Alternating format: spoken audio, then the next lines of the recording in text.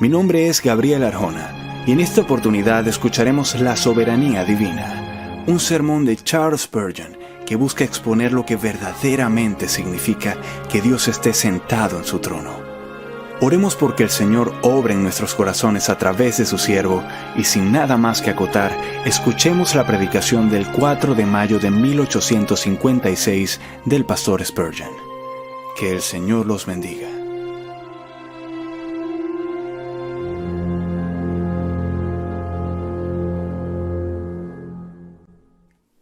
No me es lícito hacer lo que quiero con lo mío, dice Mateo 20:15. El padre de familia dice, no me es lícito hacer lo que quiero con lo mío. Y de la misma manera el Dios del cielo y de la tierra les hace esta pregunta a ustedes el día de hoy. No me es lícito hacer lo que quiero con lo mío. No hay ningún atributo de Dios que sea más consolador para sus hijos que la doctrina de la soberanía divina. Bajo las más adversas circunstancias, en medio de las tribulaciones más severas, ellos creen que la soberanía ha ordenado sus aflicciones, que la soberanía los gobierna y que la soberanía los va a santificar a todos. No hay nada por lo que los hijos de Dios deban contender con más ahínco que por el dominio de su Señor sobre toda la creación. El reino de Dios sobre todas las obras de sus propias manos, el trono de Dios y su derecho a sentarse sobre ese trono. Por otra parte, no hay doctrina más odiada por los hombres del mundo y no hay otra verdad que hayan convertido en una pelota de fútbol como la grandiosa, estupenda y muy cierta doctrina de la soberanía del infinito Jehová. Los hombres permitirán que Dios esté en cualquier lugar, excepto en su trono. Ellos le permitirán que esté en su taller para formar mundos y hacer estrellas. Le permitirán que esté en su casa de caridad repartiendo limosnas y entregando sus tesoros. Le permitirán que sostenga la tierra y mantenga firmes sus pilares, o que encienda las lámparas de los cielos, o que gobierne las olas del océano que siempre están en movimiento. Pero cuando Dios asciende a su trono, entonces sus criaturas rechinan sus dientes. Y cuando nosotros proclamamos a un Dios entronizado y el derecho que tiene de hacer lo que quiera con lo suyo, a disponer de sus criaturas como lo crea conveniente sin consultárselos en la materia, es entonces cuando se burlan de nosotros y somos execrados. Y entonces es cuando los hombres prestan oídos sordos a nuestras palabras, pues el Dios en su trono no es el Dios que ellos aman.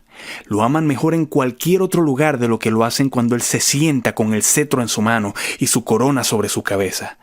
Pero nosotros amamos predicar a Dios en su trono. Es el Dios en su trono en quien confiamos. Es el Dios en su trono a quien hemos estado cantando en este día. Y es el Dios en su trono de quien hablaremos en este sermón. Sin embargo, voy a predicar únicamente una parte de la soberanía de Dios, y esa es la soberanía de Dios en la distribución de sus dones. En este respecto yo creo que Él tiene el derecho de hacer lo que quiera con lo suyo y que Él ejerce ese derecho. Debemos admitir, antes de comenzar nuestro sermón, algo muy cierto, es decir, que todas las bendiciones son dones y que nosotros no tenemos ningún derecho a ellos por mérito propio. Yo pienso que cualquier mente razonable considera esto, y habiendo admitido lo anterior, nos esforzaremos para demostrar que Él tiene derecho, viendo que esos dones le pertenecen, para hacer lo que quiera, para retenerlos por completo si así le agrada, o para distribuirlos si así decide hacerlo, para dárselos a algunos pero no a otros, para no dárselos a nadie o dárselos a todos conforme parezca bien a sus ojos. No me es lícito hacer lo que quiero con lo mío. Vamos a dividir los dones de Dios en 5 clases. En la primera clase tendremos los dones temporales. En la segunda, los dones salvadores. En la tercera, los dones honorables. En la cuarta, los dones útiles. Y en la quinta, los dones consoladores.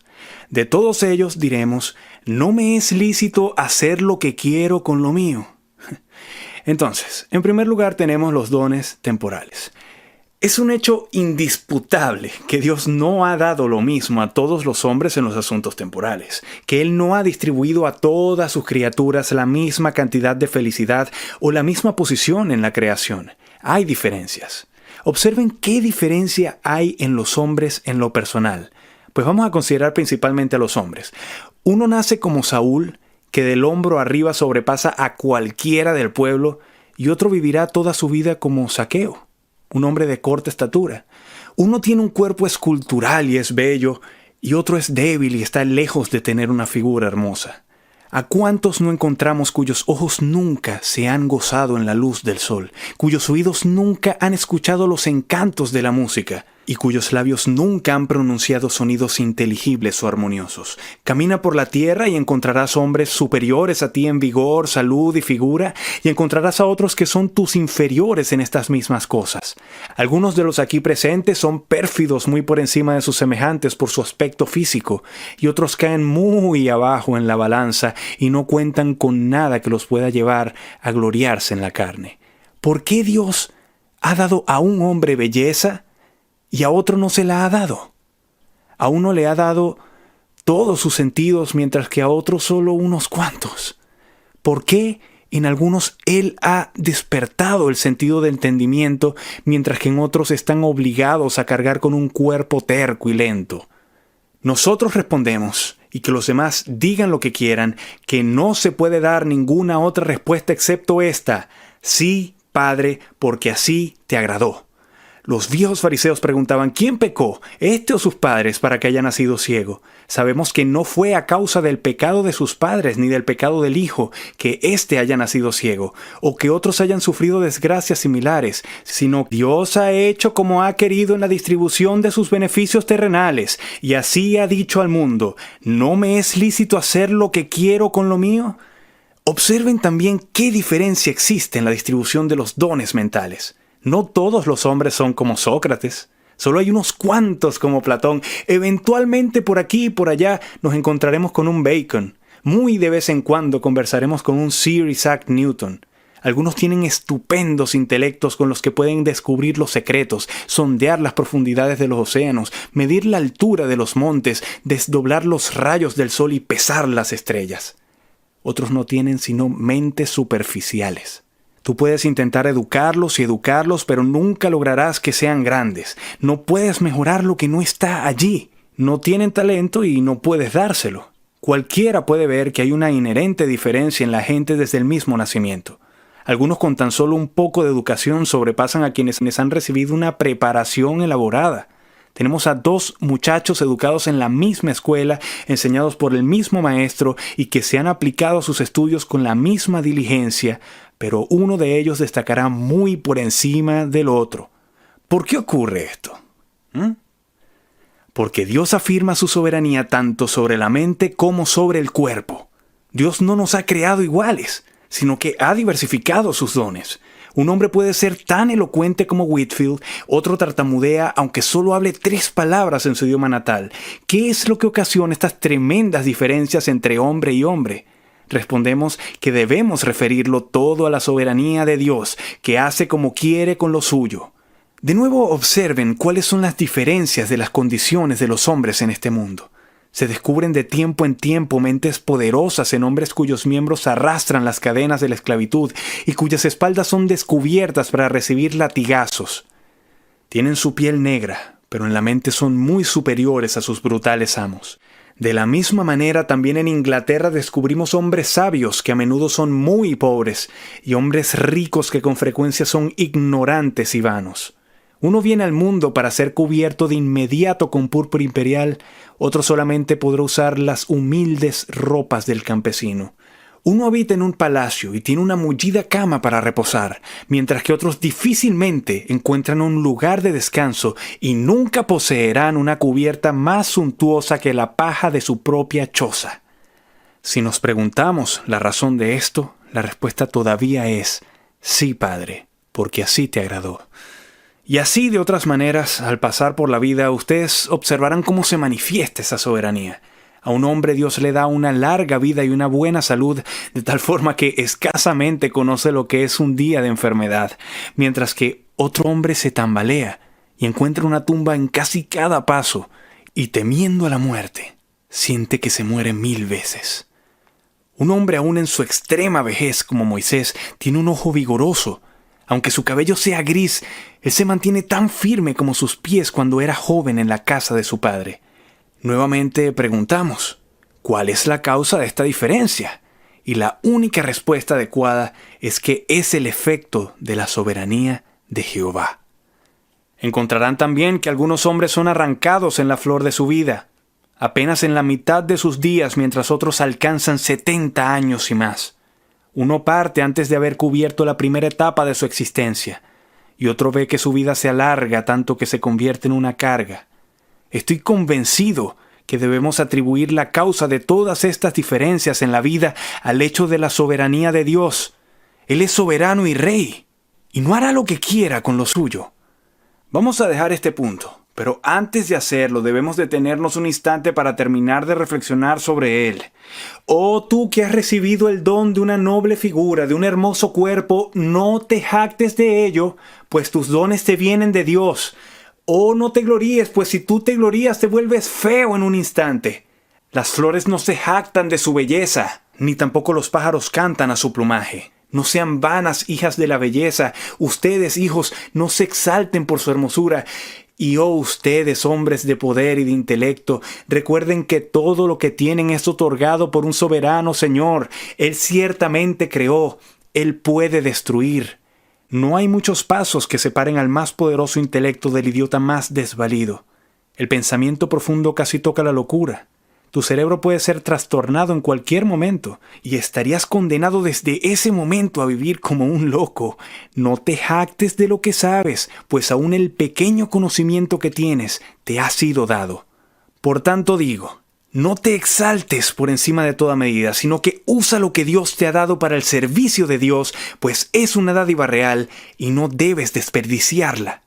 Pero si el soberano Señor te ha dado un talento y nada más, no lo escondas en una servilleta, sino que úsalo bien, y entonces puede suceder que Él te dé más. Bendice al Señor porque tienes más que otros, y dale las gracias porque te ha dado menos que otros. Pues tú tienes menos que acarrear sobre tus hombros, y entre más ligera sea tu carga, menos motivos tendrás para gemir mientras prosigues tu camino hacia una tierra mejor.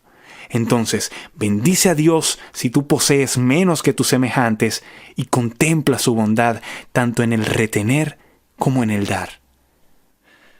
Hasta este momento, la mayoría estará de acuerdo con lo que hemos dicho, pero cuando llegamos al segundo punto, los dones salvadores, habrá muchos que ya no estarán de acuerdo, ya que no pueden aceptar nuestra doctrina. Cuando aplicamos esta doctrina concerniente a la soberanía divina, a la salvación del hombre, entonces vemos que los hombres se levantan para defender a sus pobres semejantes a quienes consideran como perjudicados por la predestinación de Dios. Pero no he sabido de alguno que se alzara para defender al diablo. Y sin embargo yo creo que si algunas criaturas de Dios tienen un derecho de quejarse por sus tratos, son los ángeles caídos. Por su pecado fueron arrojados del cielo de inmediato, y no podemos leer en ningún lado que alguna vez se les haya enviado algún mensaje de misericordia. Una vez echados fuera, su condenación fue sellada, mientras que a los hombres se les dio una tregua. La redención fue enviada a su mundo, y un gran número de ellos fue elegido para vida eterna. ¿Por qué no contender con la soberanía, tanto en un caso como en el otro? Decimos que Dios ha elegido un pueblo escogido de la raza humana, y su derecho de hacer esto es negado. Pero yo pregunto, ¿por qué no se discute igualmente el hecho de que Dios ha elegido a los hombres y no a los ángeles caídos, o su justicia en tal elección? Si la salvación fuera un asunto de derecho, ciertamente los ángeles tendrían tanto derecho como los hombres. ¿Acaso no estaban colocados en una dignidad superior? ¿O acaso pecaron más? Creemos que no. El pecado de Adán fue tan deliberado y completo que no podemos imaginar un pecado mayor que el que cometió. Si los ángeles expulsados del cielo hubieran sido restaurados, no habrían prestado un mayor servicio hacedor del que nosotros podremos prestar jamás. Si se nos hubiera permitido juzgar este asunto, habríamos liberado a los ángeles y no a los hombres. Admiren, pues, el amor y la soberanía divinos, ya que mientras los ángeles fueron hechos pedazos, Dios ha levantado un número de elegidos de la raza de los hombres para ponerlos entre príncipes, por medio de los méritos de Jesucristo, Señor nuestro. Observen de nuevo la soberanía divina en el hecho de que Dios eligió a la raza de los israelitas y dejó a los gentiles en la oscuridad durante años. ¿Por qué Israel fue instruido y salvado, mientras que a Siria se le dejó para que pereciera en la idolatría? ¿Acaso era una raza más pura en su origen y mejor en su carácter que la otra? ¿Acaso los israelitas no tomaron miles de veces falsos dioses para ellos y provocaron la ira y el aborrecimiento del Dios verdadero? ¿Por qué fueron favorecidos por encima de sus semejantes? ¿Por qué el sol del cielo brilló sobre ellos mientras que todas las naciones de alrededor fueron dejadas en la oscuridad y millones fueron hundidos en el infierno? ¿Por qué? La única respuesta que puede darse es esta: que Dios es un soberano y de quien quiere tiene misericordia y a quien quiere endurece. Y ahora también, ¿por qué Dios nos ha enviado su palabra, mientras que una multitud de personas permanece todavía sin su palabra?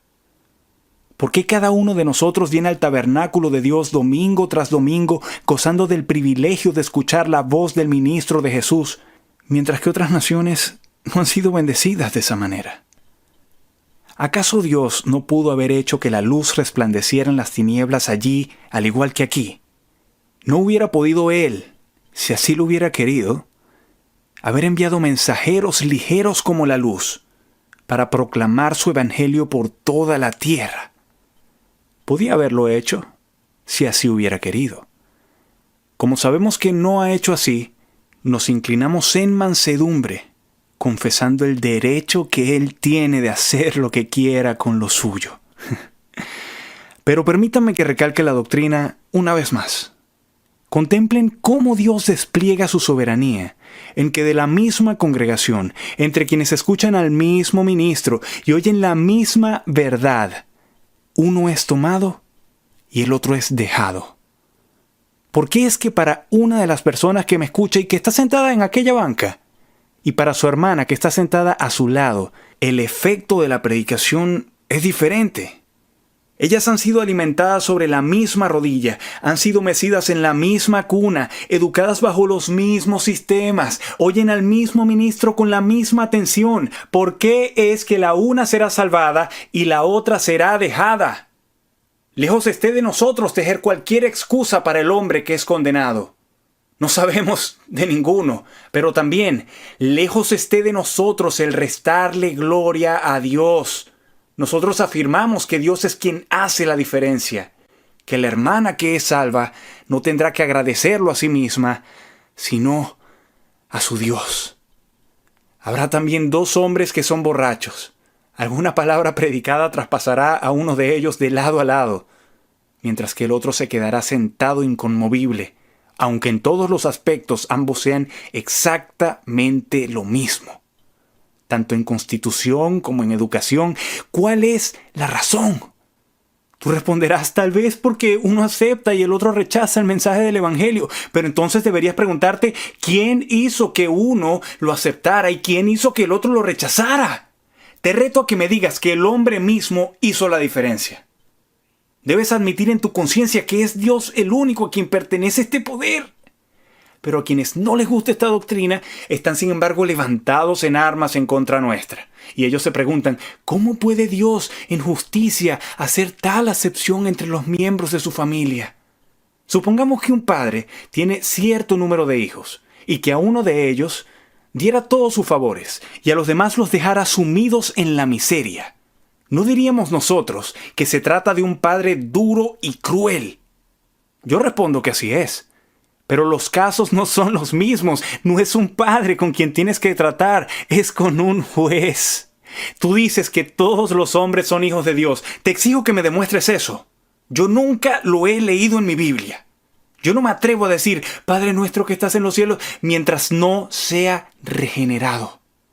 No puedo deleitarme en la paternidad de Dios para conmigo, mientras no sepa que soy uno con Él y coheredero con Cristo. No me atrevo a reclamar la paternidad de Dios siendo un hombre sin regenerar.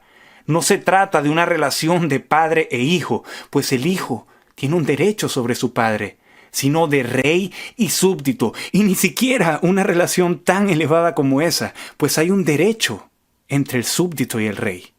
Una criatura pecadora no puede argumentar algún derecho sobre Dios, pues eso equivaldría a que la salvación sea por obras y no por gracia. Si los hombres pudieran merecer la salvación, entonces salvarlos sería únicamente el pago de una deuda. Y Él no les estaría dando nada de lo que no debería. Pero nosotros afirmamos que la gracia establece diferencias para que sea verdaderamente gracia. Oh, pero algunos preguntarán, ¿acaso no está escrito, a cada uno le es dada medida de gracia para provecho? Si a ustedes les gusta repetir esa maravillosa cita que a menudo me viene a la cabeza, pueden hacerlo. Pues no es una cita de la Escritura, a menos que fuera de una edición arminiana. El único pasaje que se asemeja de alguna manera a este se refiere a los dones espirituales de los santos y únicamente de los santos. Pero yo afirmo que, admitiendo la suposición de ustedes, si a cada uno le es dado una medida de gracia para provecho, sin embargo, Él ha dado a ciertos una medida de gracia particular para que sea realmente provechosa. Pues, ¿qué entienden ustedes por gracia que sea realmente provechosa? Yo puedo entender los adelantos del hombre en el uso de la gracia perfeccionada, pero no puedo entender una gracia perfeccionada y usada por el poder del hombre. La gracia no es algo que yo uso. La gracia es algo que me usa a mí. Pero la gente habla de gracia como si fuera algo que ellos pueden usar y no como una influencia que tiene poder sobre ellos. La gracia no es algo que yo pueda perfeccionar, sino algo que me perfecciona, que me emplea, que obra en mí. Y que la gente hable lo que quiera acerca de la gracia universal. Todo es absurdo. No existe tal cosa ni puede existir. Pueden hablar correctamente de bendiciones universales, ya que vemos que los dones naturales de Dios están esparcidos por todas partes más o menos, y los hombres pueden recibirlos o rechazarlos. Sin embargo, no sucede lo mismo con la gracia. Los hombres no pueden tomar la gracia de Dios y emplearla para transportarse ellos mismos de las tinieblas a la luz. La luz no viene a las tinieblas diciendo, úsame, sino que la luz viene y ahuyenta las tinieblas. La vida no viene al hombre que está muerto diciendo, úsame y sé resucitado a la vida, sino que viene con un poder propio y restaura la vida. La influencia espiritual no viene a los huesos secos diciéndoles, usen este poder y revístanse de carne, sino que viene y los reviste de carne y la obra está hecha. La gracia es algo que viene y ejerce su influencia sobre nosotros. Únicamente la voluntad soberana de Dios nos convierte en herederos de la gracia, nacidos a imagen de su Hijo, una raza creada de nuevo. Y nosotros les decimos a todos ustedes que rechinan sus dientes al oír esta doctrina, ya sea que lo sepan o no, que ustedes tienen una buena dosis de enemistad contra Dios en sus corazones. Pues hasta que no sean conducidos a conocer esta doctrina, hay algo que todavía no han descubierto, que los opone a la idea de un Dios absoluto, un Dios sin límites, un Dios sin cadenas, un Dios inmutable y un Dios con un libre albedrío que a ustedes les encanta demostrar que poseen las criaturas. Estoy persuadido que la soberanía de Dios debe ser sostenida por nosotros si queremos gozar de un saludable estado mental. La salvación es de Jehová. Entonces denle toda la gloria a su santo nombre, a quien pertenece toda la gloria. En tercer lugar, vamos a considerar ahora las diferencias que Dios a menudo establece en su iglesia en cuanto a los dones honorables. Hay una diferencia hecha entre los propios hijos de Dios cuando son sus hijos. Fíjense lo que quiero decir. Uno tiene el don honorable del conocimiento, mientras que otro sabe muy poco. Me encuentro de vez en cuando con un amado hermano cristiano con quien podría hablar durante un mes y le aprendería algo cada día. Ha tenido profunda experiencia. Él se ha asomado a las cosas profundas de Dios y toda su vida ha sido un perpetuo estudio donde quiera que ha estado. Él parece haber recogido pensamientos no simplemente de los libros, sino también de los hombres, de Dios y de su propio corazón. Él conoce todos los recodos y los embrollos de la experiencia cristiana. Él entiende las alturas, las profundidades, las longitudes, las anchuras del amor de Cristo que exceden a todo entendimiento. Él ha conseguido una idea grande, un íntimo conocimiento del sistema de gracia y puede defender los tratos del Señor con su pueblo. Luego te encuentras con otro que ha pasado por muchas tribulaciones pero que no tiene un profundo conocimiento de la experiencia cristiana. No aprendió ni un solo secreto en todas sus tribulaciones. Salía a tropiezos de un problema para meterse de inmediato en otro, pero nunca se detuvo para levantar alguna de las joyas que estaban enterradas en el lodo. Nunca intentó descubrir las preciosas perlas escondidas en sus aflicciones. Sabe apenas un poco más de cerca de las alturas y de las profundidades del amor del Salvador, de lo que sabía cuando vino por primera vez al mundo. Puedes conversar con un hombre así tanto como quieras, pero no obtendrás nada de él. Si te preguntas por qué ocurre eso, yo respondo porque hay una soberanía de Dios que otorga conocimiento a algunos y no a los otros. El otro día iba caminando con un cristiano anciano que me comentaba cuánto se ha beneficiado por mi ministerio. No hay nada que me humille más que el pensamiento de que ese anciano creyente recibiera experiencia en las cosas de Dios y recibiera instrucción en los caminos del Señor de un simple bebé en la gracia. Pero yo espero, cuando yo sea un anciano, si vivo y llego a ser uno, que algún bebé en la gracia me instruya. Dios cierra la boca del viejo algunas veces y abre la boca del niño. ¿Por qué somos maestros de cientos de personas que son en muchas áreas más capaces de enseñarnos a nosotros? La única respuesta que podemos encontrar está en la soberanía divina, y debemos inclinarnos ante ella, pues ¿acaso no tiene Él derecho de hacer lo que quiera con lo suyo? En lugar de envidiar a los que tienen el don del conocimiento, deberíamos procurar obtenerlo si es posible. En lugar de sentarnos a murmurar diciendo que no tenemos más conocimiento, debemos recordar que el pie no puede decirle a la cabeza ni la cabeza al pie, no tengo necesidad de ti, pues Dios nos ha dado talentos conforme ha querido. De nuevo, observen al hablar de dones honorables que no solo el conocimiento, sino también el servicio es un don honorable. No hay nada más honorable para un hombre que el oficio de diácono o ministro. Nosotros engrandecemos nuestro oficio, pero no nos engrandecemos a nosotros mismos. Sostenemos que no hay nada que dignifique más a un hombre que el ser nombrado para un oficio en una iglesia cristiana. Yo prefiero ser un diácono de una iglesia que ser el alcalde de la ciudad de Londres. Yo considero que ser un ministro de Cristo es un honor infinitamente más elevado que cualquier honor que el mundo pueda otorgar. Mi púlpito es para mí más deseable que un trono, y mi congregación es un imperio lo suficientemente grande, un imperio ante el cual los imperios de la tierra se reducen a nada en cuanto a importancia eterna.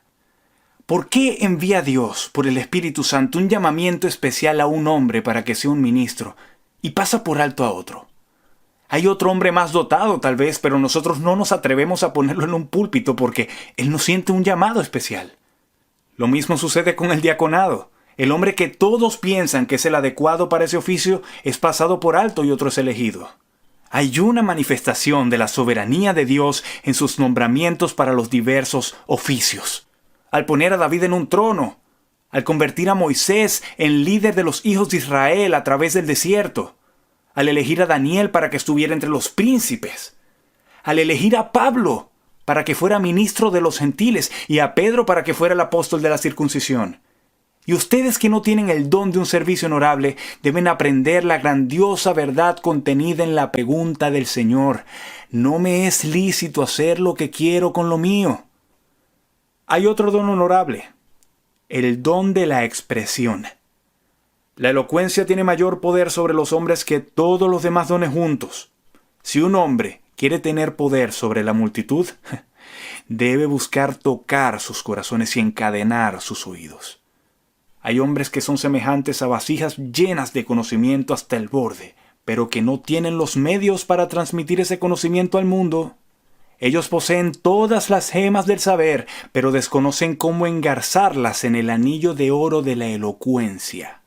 Pueden cortar las flores más bellas, pero no saben cómo tejerlas en una dulce guirnalda para presentarlas al ojo del admirador. ¿Cómo es esto? Nuevamente decimos que la soberanía de Dios está desplegada aquí en la distribución de dones honorables. Aprende aquí, hombre cristiano, si tú tienes dones, a arrojar el honor de ellos a los pies del Salvador. Y si no los posees, aprende a no murmurar. Recuerda que Dios es igualmente bondadoso cuando retiene como cuando distribuye sus favores. Si alguien de entre ustedes es exaltado, que no se envanezca. Si alguien es humillado, que no sea despreciado. Pues Dios da a cada vasija su medida de gracia. Sírvale cada uno según su medida y adore al Rey del cielo que hace lo que quiere. En cuarto lugar, notemos el don de utilidad. A menudo he hecho mal al censurar a mis hermanos ministros por no ser útiles. Le he dicho a alguno, tú podrías haber sido tan útil como yo si hubieras sido diligente. Pero seguramente hay otros que todavía son más diligentes y más eficientes y que trabajan de manera constante, pero con muy poco efecto.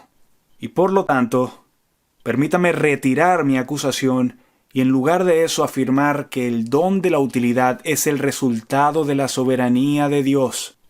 No está en el hombre ser útil, sino que es de Dios hacer al hombre útil. Nosotros podremos trabajar con toda nuestra fuerza, pero únicamente Dios puede hacernos útiles. Podemos desplegar todas nuestras velas cuando sopla el viento, pero no podemos hacer que sople el viento. La soberanía de Dios es vista también en la diversidad de los dones ministeriales. Te acercas a un ministro y eres alimentado con abundancia de alimento bueno. El otro ministro no da lo suficiente ni para alimentar un ratón. Tiene abundancia de censura, mas no tiene alimento para el Hijo de Dios. Otro puede consolar al Hijo de Dios, pero no puede reprender al rebelde. No tiene suficiente fuerza mental para dar esos azotes que son necesarios algunas veces. ¿Y cuál es la razón? La soberanía de Dios. Uno puede blandir el martillo, pero no podría sanar un corazón quebrantado. Si llegara a intentarlo, vendría a tu mente la imagen de un elefante tratando de ensartar un hilo en una aguja. Un hombre así puede reprender, pero no puede aplicar aceite y vino en una conciencia herida. ¿Por qué? Porque Dios no le ha dado ese don. Hay otro que siempre predica sobre la teología práctica y muy raramente se refiere a temas doctrinales. Otro es todo doctrina y no puede predicar mucho acerca de Jesucristo y Él crucificado. ¿Por qué? Dios no le ha dado el don de doctrina. Otro siempre predica Jesús, bendito Jesús, hombres de la escuela de Hawker, y muchos dicen, ellos no nos dan suficiente experiencia. Ellos nos internan en la profunda experiencia de la corrupción que aflige a los hijos de Dios. Pero nosotros no les echamos la culpa por esto. Ustedes notarán que del mismo hombre brotarán a veces arroyos de agua viva, mientras que en otros momentos estará totalmente seco. Un día domingo te retiras de la iglesia refrescado por la predicación y el domingo siguiente no recibes ningún bien. Hay soberanía de Dios en todo esto. Y debemos aprender a reconocerla y admirarla. En una ocasión, la semana pasada, estaba yo predicando a una gran multitud de personas y en una parte del sermón la gente estaba muy conmovida. Yo sentí que el poder de Dios estaba allí. Una pobre criatura gritó de manera audible debido a la ira de Dios contra el pecado. Pero en otro momento las mismas palabras pudieran haber sido expresadas y pudo haber existido el mismo deseo en el corazón del ministro sin que se produjera ningún efecto. Yo digo que debemos identificar la soberanía divina en todos estos casos. Debemos reconocer la mano de Dios en todo, pero la presente generación es la más impía que haya podido pisar la tierra jamás. Lo creo verdaderamente. En los días de nuestros padres, tan pronto caía un chaparrón, ellos declaraban que era obra de Dios que cayera, y tenían oraciones para que lloviera, oraciones para que hiciera sol, y oraciones para la cosecha. Oraban cuando una gavilla se incendiaba, así como cuando el hambre desolaba la tierra. Nuestros antepasados decían, el Señor lo ha hecho. Pero ahora nuestros filósofos tratan de explicarlo todo y atribuyen todos los fenómenos a segundas causas. Pero hermanos, nosotros debemos atribuir el origen y la dirección de todas las cosas al Señor y únicamente al Señor. Finalmente, los dones consoladores son de Dios. Oh, qué dones de consolación gozamos algunos de nosotros en las ordenanzas de la casa de Dios y en un ministerio que es productivo. Pero ¿cuántas iglesias no tienen un ministerio de este tipo? Y entonces, ¿por qué lo tenemos nosotros? ¿Por qué Dios ha establecido esa diferencia? Algunos de los que me escuchan tienen una sólida fe y se pueden reír de los imposibles. Somos capaces de cantar una canción en medio del mal tiempo, tanto en la tempestad como en la calma. Pero hay otra persona con poca fe que está en peligro de tropezar con cada brizna de paja. Nosotros atribuimos la fe eminente enteramente a Dios. Uno nace con un temperamento melancólico y ve que una tempestad siempre se está generando en medio de la calma, mientras que otro está contento y ve bordes de plata en cada nube, no importa cuán negra sea, y es un hombre feliz. ¿Pero por qué sucede esto? Los dones consoladores provienen de Dios. Y luego observen que nosotros mismos diferimos de a ratos. Durante un tiempo podremos tener un bendito intercambio con el cielo y nos es permitido mirar al interior del velo. Pero súbitamente estos gozos deleitables se esfuman. ¿Acaso murmuraremos por causa de eso? ¿No puede hacer Él lo que quiera con lo que es suyo? ¿No puede quitar lo que ha dado? Los consuelos que poseemos fueron suyos antes de que fueran nuestros. Y aunque me quitaras todo, yo no me quejaría. Antes que yo lo poseyera, todo era eternamente tuyo. No hay gozo del Espíritu, ni abundante esperanza bendita, ni una gran fe, ni un deseo ardiente, ni una cercana comunión con Cristo que no sean un don de Dios y que no debamos atribuirlo a Él. A Él. Cuando estoy en tinieblas y sufro desilusiones, miro a lo alto y digo, Él da cántico en la noche. Y cuando soy conducido al regocijo, digo, mi monte permanecerá firme para siempre. Dios es un soberano Jehová y por tanto me postro a sus pies. Y si perezco, voy a perecer allí. Pero déjenme decirles, hermanos, que esta doctrina de la soberanía divina está muy lejos de hacer que ustedes se sientan con pereza, sino que espero en Dios que tendrá la tendencia de humillarlos y de conducirlos a decir, yo soy indigno de la más pequeña de todas las misericordias.